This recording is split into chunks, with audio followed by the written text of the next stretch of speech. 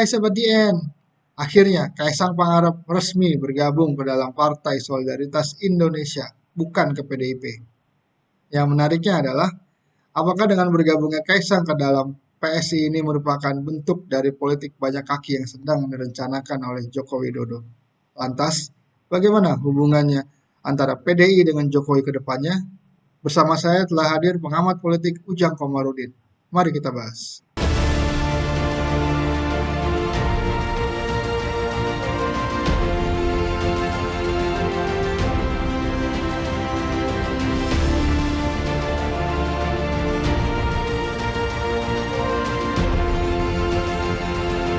Kaisang akhirnya resmi bergabung ke PSI, Bang.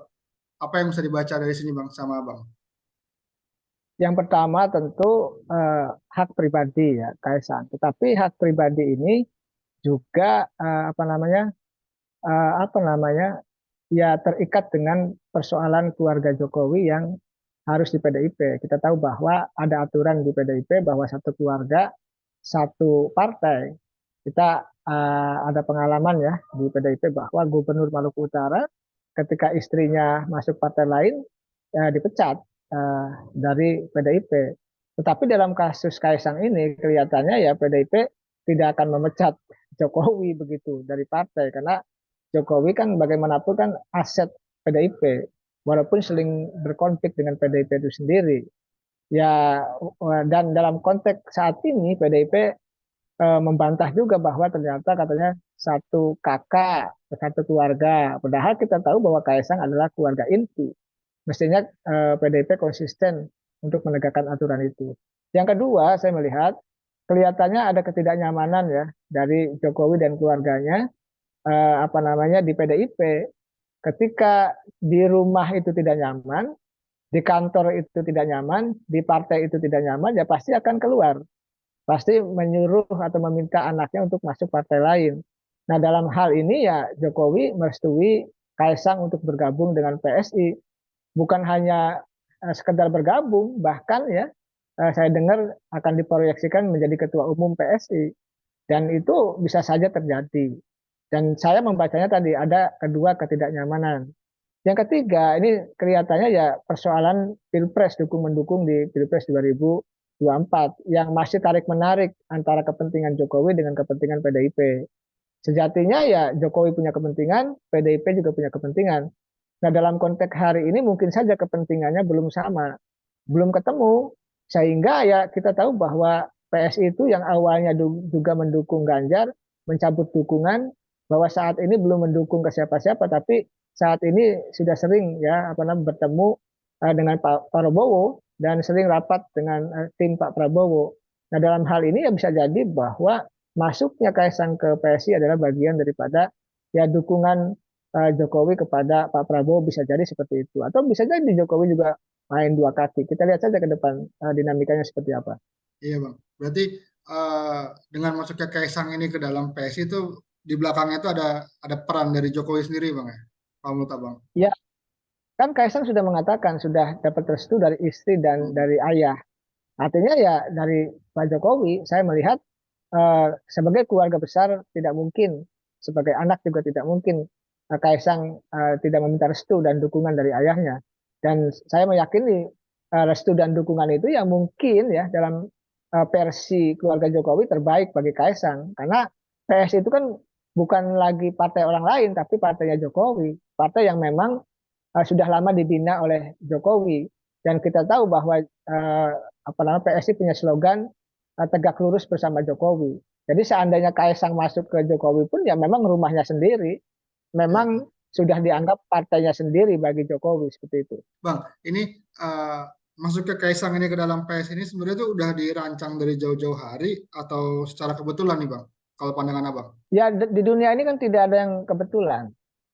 Ya pasti ada desain rancangan yang mungkin sejak lama ya.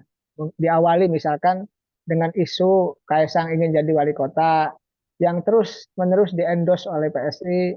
Bahkan Kaisang kirim foto ya, fotonya ditampilkan di billboard-billboard ya di Kota Depok begitu. Itu kan PSI yang endorse. Ya PDIP tidak tahu dalam konteks itu.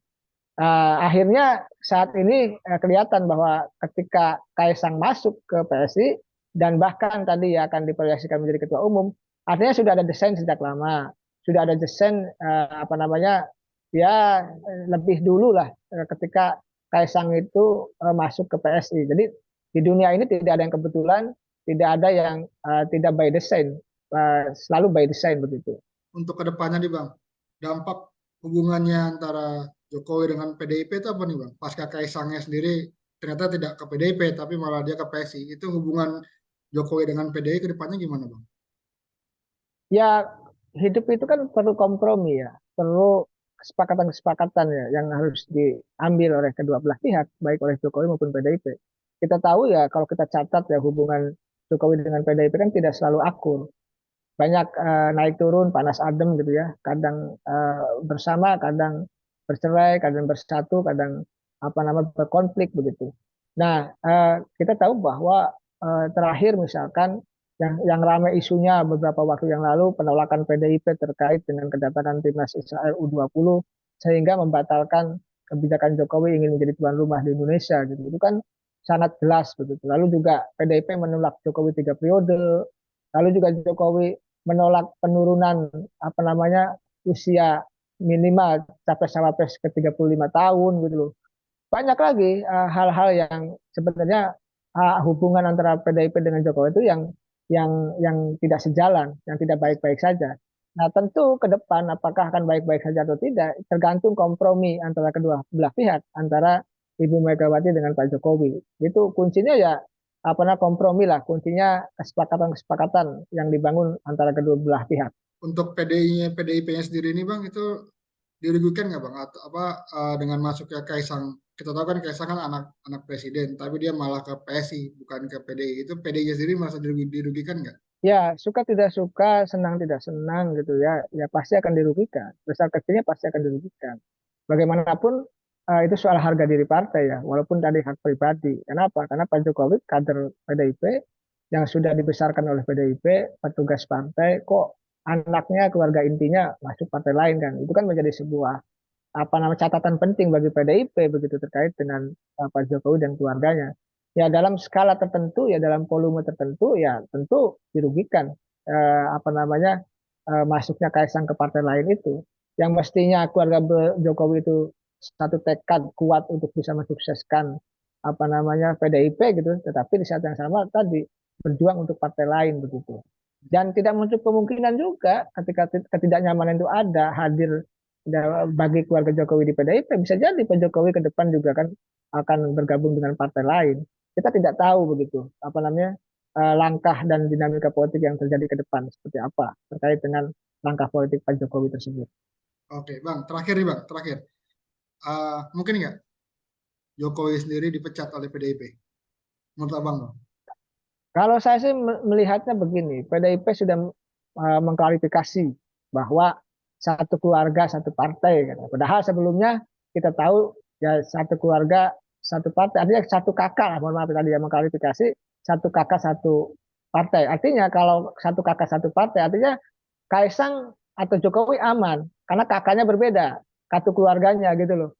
Tetapi kan ini kan main-main dan lucu-lucuan begitu. Yang sebelumnya aturannya adalah dalam apa nama aturan internal PDIP yang saya tahu ya, mudah-mudahan tidak salah gitu bahwa satu keluarga ya satu partai.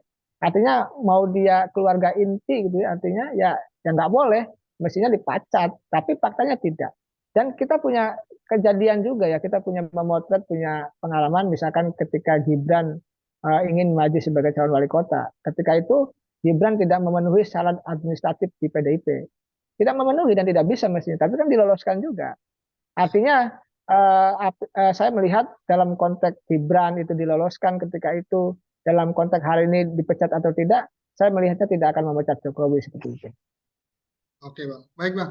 Terima kasih banyak Bang ya waktunya Bang di tengah-tengah Abang yang padat banget ini.